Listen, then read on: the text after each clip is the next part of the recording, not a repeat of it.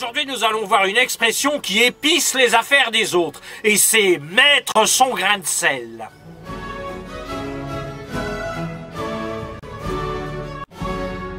De nos jours, vous utilisez cette expression pour dire qu'une personne se mêle des affaires des autres, qu'elle s'occupe de ceux qui ne la regardent pas. Par exemple, ma belle-mère a eu une vie très épicée. Aujourd'hui, elle est obligée de faire un régime sans sel. C'est fini pour elle de mettre son grain de sel partout. Mais d'où vient cette expression ?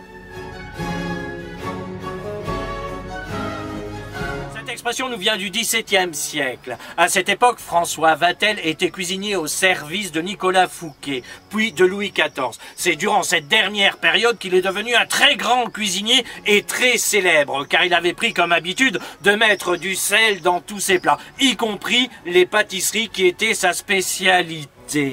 Mais comme il était assez antipathique, on lui reprochait le plus souvent de mettre son grain de sel partout.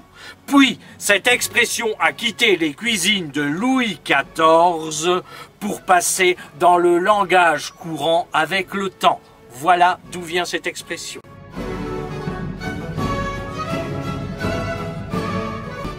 Mettre son grain de sel, en somme, c'est comme mettre son nez dans les affaires des autres sans y être invité.